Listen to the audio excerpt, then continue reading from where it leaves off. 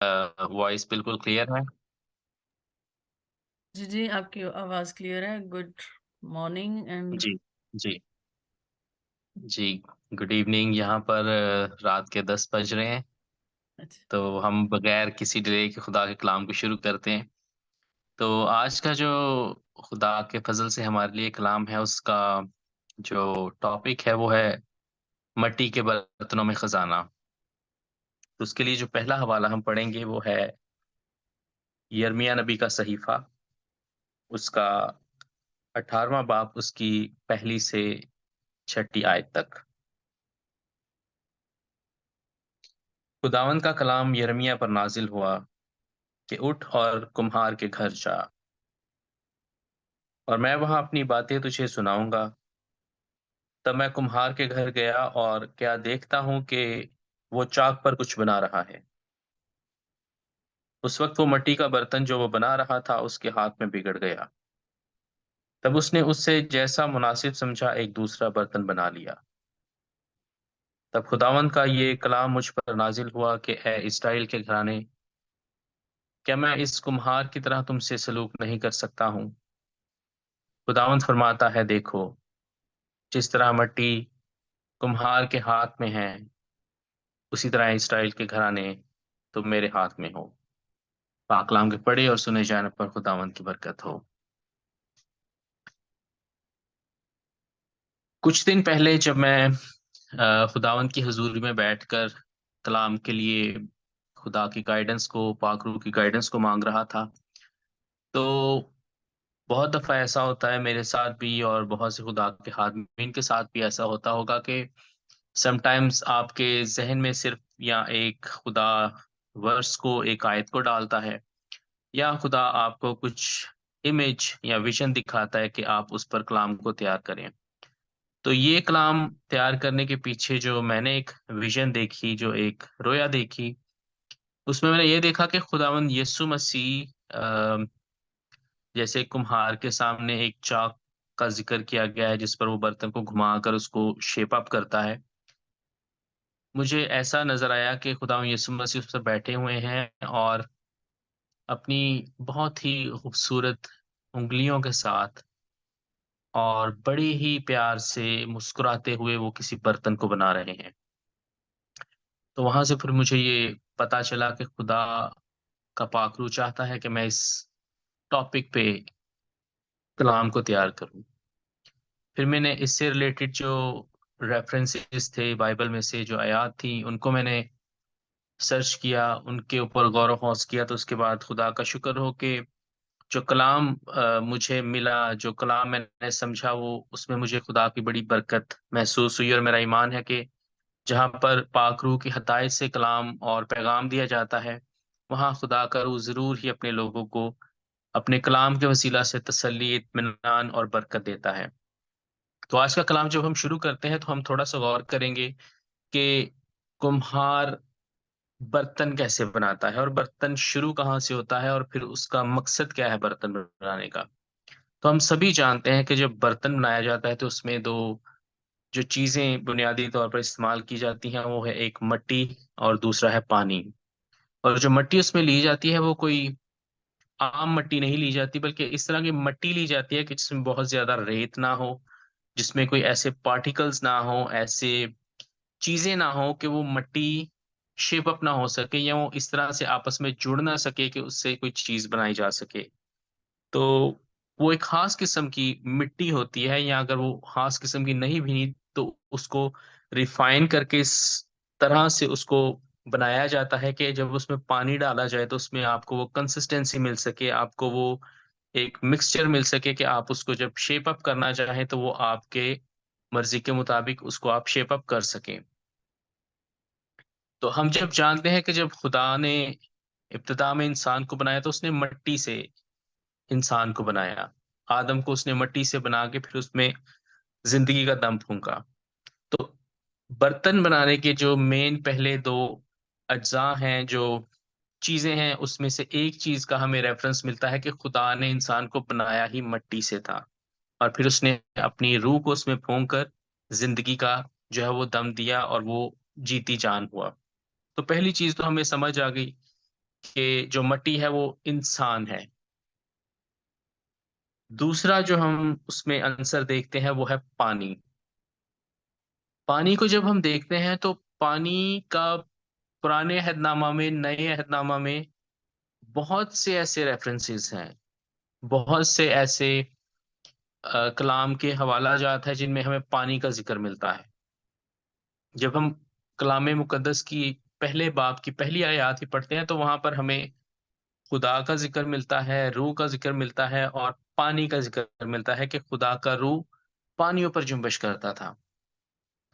تو کس قدر پانی کی امپورٹنس ہے کلام میں کہ کلام کی پہلی آیات میں ہی پانی کا ذکر مل جاتا ہے ہمیں. خدا کا روح پانیوں پر جنبش کرتا تھا. وہاں پر یہ بھی لکھا جا سکتا تھا کہ خدا کا روح خلاؤں میں جنبش کرتا تھا، یا خدا کا روح جو ہے وہ ایک سپیس میں جنبش کرتا تھا، لیکن لکھا گیا کہ خدا کا روح پانیوں پر جنبش کرتا تھا. تو آج جب ہم خدا کے کلام میں، یا جب بڑا گہرا مزہ ہوتا ہے، تو ہم یہ کہتے ہیں، خدا کے خادمین یہ کہتے ہیں کہ خدا کا پاک روح یہاں جنبش کر رہا ہے. تو جب خدا کا پاک روح جنبش کرتا ہے تو اس کا مطلب ہے لوگوں کی زندگیوں میں کام ہوتے ہیں. پاک روح جب جنبش کرتا ہے تو لوگوں کو شفا ملتی ہے، لوگوں کے کام ہوتے ہیں. تو یہ کس طرح ہو سکتا ہے کہ جب خدا کا روح پانیوں پر جنبش کرتا تھا تو پانیوں پر اس کا کچھ اثر نہ آئے؟ تو بے شک ان پانیوں پر جن پر خدا کا روح جنبش کرتا تھا، ان میں بھی خدا کے روح کی تاثیر جو ہے وہ تھی. اس کا ہم آگے چل کے تھوڑا سا ریفرنس دیکھتے ہیں کہ یہ بھی ایک میرے ذہن میں سوال تھا کہ جب نوح کے دور میں طوفان آیا تو ہم جانتے ہیں کہ نوح کا اپنا خاندان تھا، اور اس کے علاوہ جتنے بھی جاندار تھے ان کے جوڑے نوح نے اس کشتی میں سوار کیے تاکہ وہ بعد میں پھر دنیا کو آباد کر سکیں. لیکن جو میرے ذہن میں کویسچن تھا وہ یہ تھا کہ اس میں مچھلیوں کا ذکر نہیں، کہ نوح نے مچھلیاں بھی جو ہے وہ اس کشتی میں سوار کی. اگر ہم ایک مچھلی جیسا ویل ہے وہ آج کے دور میں بھی ایگزسٹ کرتی ہے، تو جب ہم ویل کو دیکھتے ہیں تو ویل شاید اس کشتی میں نہیں آ سکتی تھی. اٹ مینس کہ مچھلیاں اس کشتی میں موجود نہیں تھی. ایٹ لیسٹ ہم یہ کہہ سکتے ہیں کہ مچھلیاں اس میں موجود نہیں تھی. تو جب ہم دیکھتے ہیں کہ مچھلیاں جو صرف اور صرف پانی میں رہتی ہیں، جو خشکی پر نہیں رہ سکتی، ان پر ہم کہہ سکتے ہیں کہ موت غالب نہیں آئی تھی، کیونکہ وہ مچھلیاں تھیں ہی پانی میں. اور جب طوفان آیا تو جتنا مرضی پانی کا لیول بڑھ جاتا، لیکن ان پر موت غالب نہیں آئی، کیونکہ وہ پانی کے اندر تھی کمپلیٹلی، وہ کبھی پانی کو چھوڑتی نہیں. تو یہاں سے بھی مجھے خدا کے کلام کی سمجھ ہے کہ جب پانیوں کی سطح پر خدا کی روح جنبش کرتی تھی تو اس کی برکت، اس کا وہ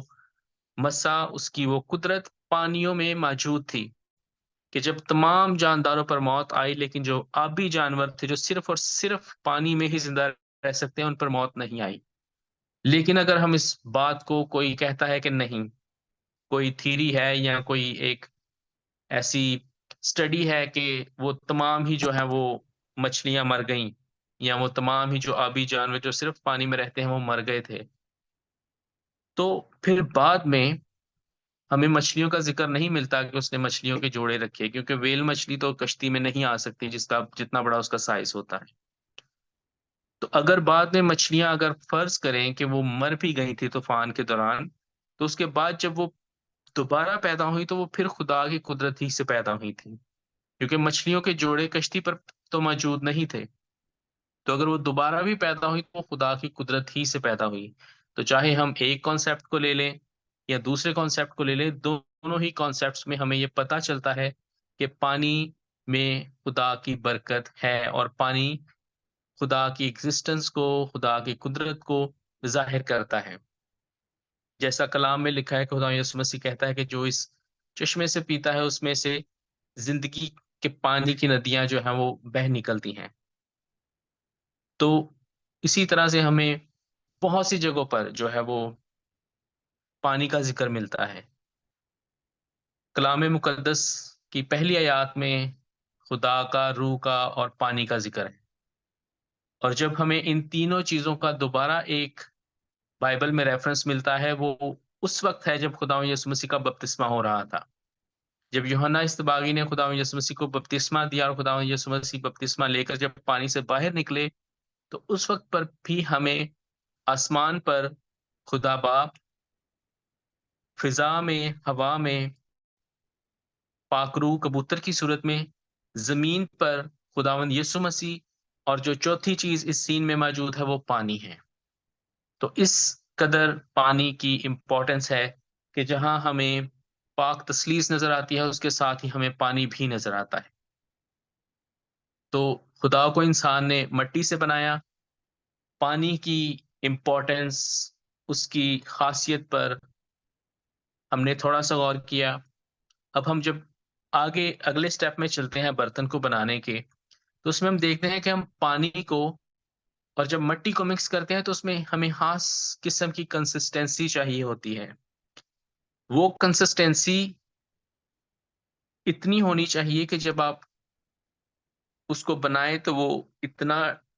ڈھیلا نہ ہو مٹیریل کہ وہ کھڑا ہی نہ ہو سکے، اور نہ اتنا سخت ہو کہ جس طرح سے آپ اس کو بنانا چاہے وہ شیپ آپ کی اس طرح آپ اس کو نہ کر سکیں۔ تو اس میں ایک خاص لیول کا پانی ڈالنا پڑتا ہے، خاص مقدار سے مٹی ڈالنی پڑتی ہے، جس کے بعد آپ اس کنسسٹینسی کو حاصل کر سکتے ہیں۔ تو ہماری زندگی میں آج کے دور میں جب ہم اپنے آپ کو دیکھتے ہیں تو آج کی جو دنیا ہے اس میں ہر شخص بہت ہی زیادہ مصروف ہے۔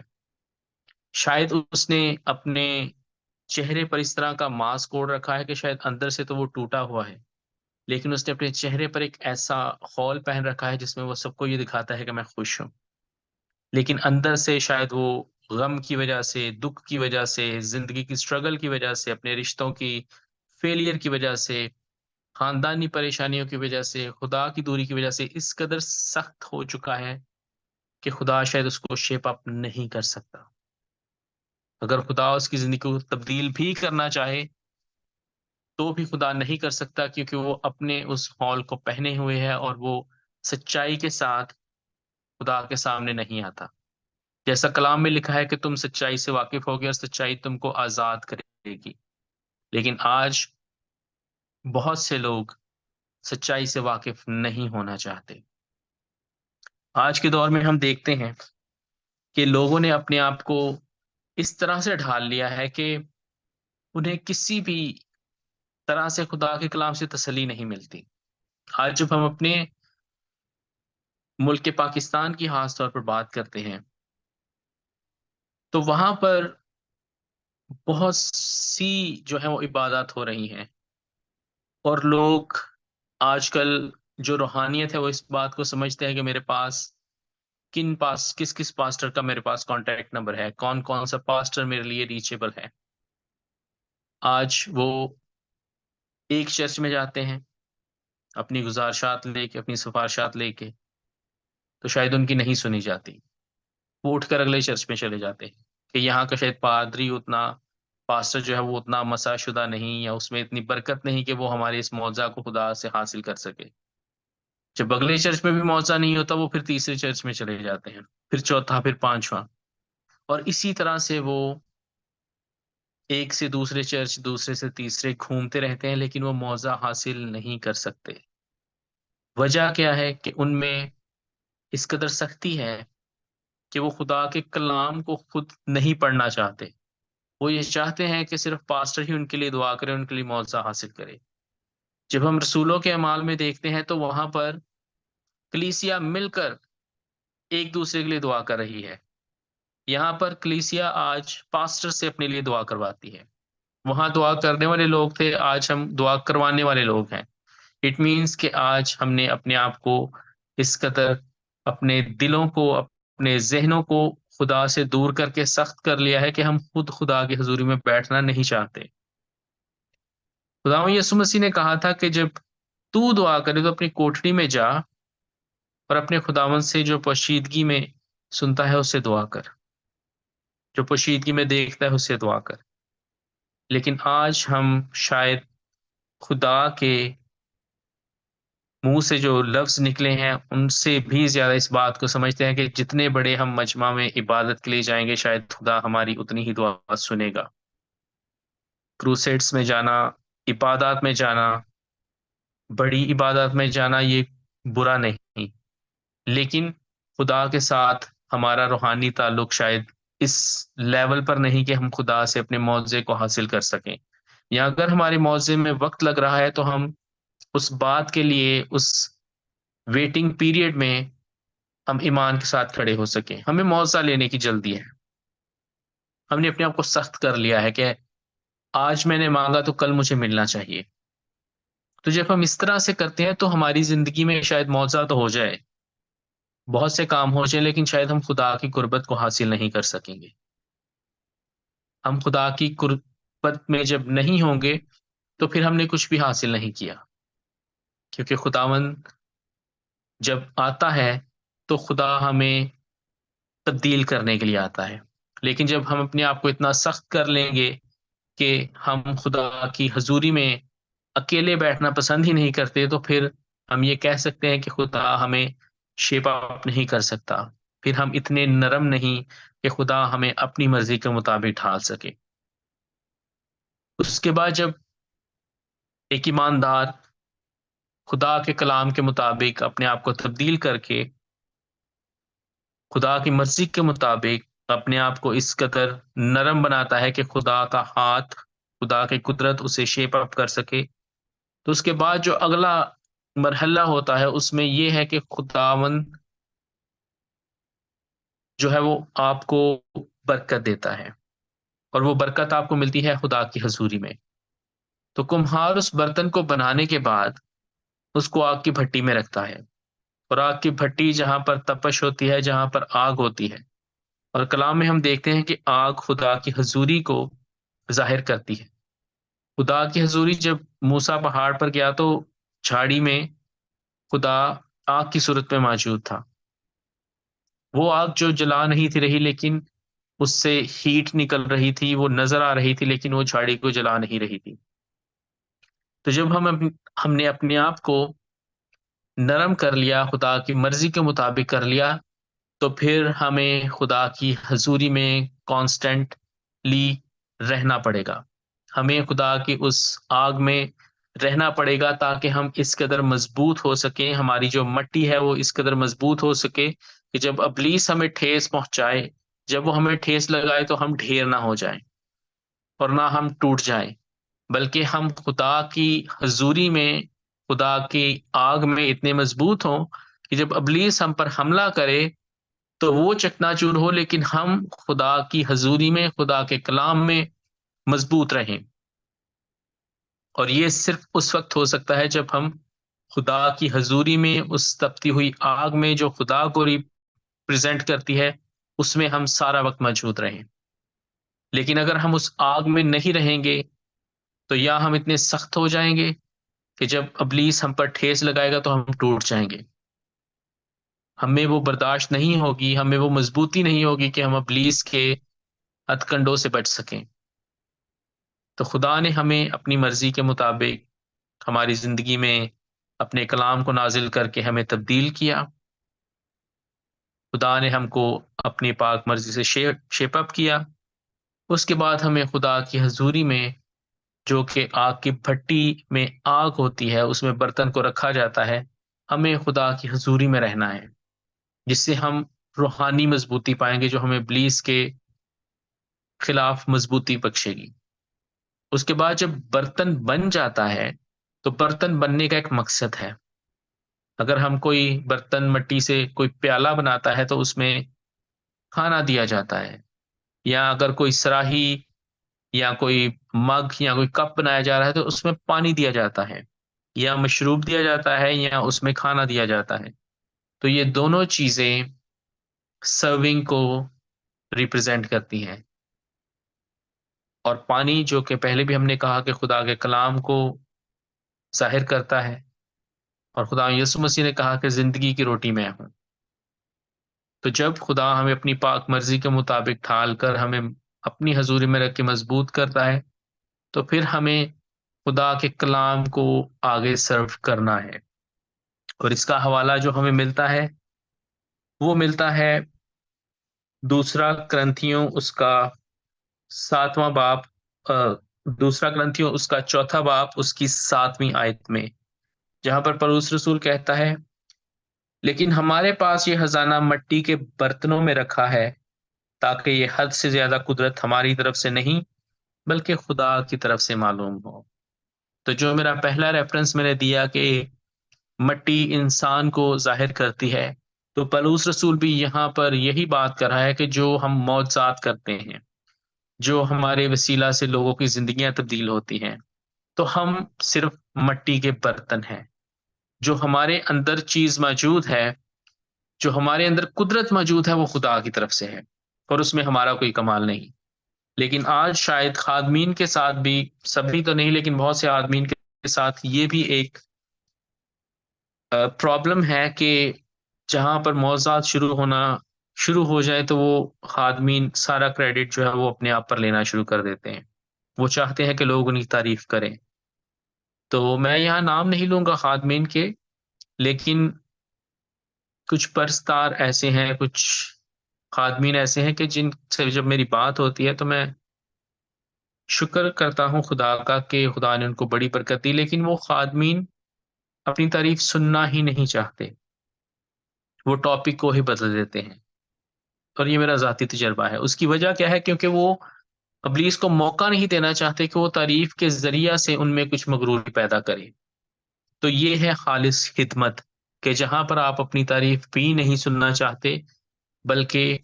آپ اس بات کو ہی، اس ٹاپک کو ہی بدل دیتے ہیں، تاکہ سارا جلال ڈائریکٹلی خدا کو ملے۔ تعریف ہر شخص کو اچھی لگتی ہے، جب کوئی میری تعریف کرتا ہے مجھے بھی اچھا لگتا ہے، اور ہم ہمیشہ یہ کہتے ہیں کہ نہیں نہیں یہ سارا خدا کو جلال ہے، لیکن بہت دفعہ ہم اندر سے خوش بھی ہو رہے ہوتے ہیں۔ ہمیں خوش ہونا بھی چاہیے، لیکن ہمیں اس بات کا ضرور دھیان رکھنا چاہیے کہ ابلیس اس تعریف کو ہماری مغروری کا باعث نہ بنا دے۔ تو پولس رسول جیسا کہتا ہے کہ یہ خزانہ ہمیں مٹی کے برتنوں میں دیا گیا ہے، تو ہمیں اس بات کا دھیان رکھنا چاہیے کہ جو بھی قدرت ہے، جو بھی خدا کا فضل ہے، وہ سب خدا ہی کی طرف سے ہے۔ اگر خدا ہمیں اپنی قدرت کے لیے استعمال کرتا ہے تو ہمیں اس بات کی شکر گزاری کرنی چاہیے، اور اس خدمت کے لیے شکر خدا کا کرنا چاہیے کہ اس نے ہمیں چنا کہ ہم اس قدر خدمت کر سکیں۔ تو آج جو ہم نے مٹی کے برتن کی مثال سے سنا کہ ہمیں اپنے آپ کو خدا کی مرضی کے مطابق ڈھالنا ہے، مسلسل خدا کی پاک روح کی آگ میں رہنا ہے، تاکہ ہم مضبوط رہ سکیں، ابلیس کے خلاف ثابت قدم ٹھہریں، اور پھر مسیح کا برتن ہوتے ہوئے، مسیح کا بنایا ہوا برتن ہوتے ہوئے اس کے کلام کو اس کے لوگوں تک اور ان روحوں تک پہنچا سکے جن تک ابھی خدا کا کلام نہیں پہنچا۔ اور اس طرح سے ہم اس زمین پر خداوند یسوع مسیح کا جو مشن تھا کہ تمام دنیا میں اس کے کلام کی منادی کی جائے، اس کو کر کے خدا کے اس مقدس مشن میں شامل ہو کے اپنی برکت کو حاصل کریں گے۔ خدا آج کے کلام کے وسیلہ سے مجھے اور آپ کو بہت برکت دے۔ آمین۔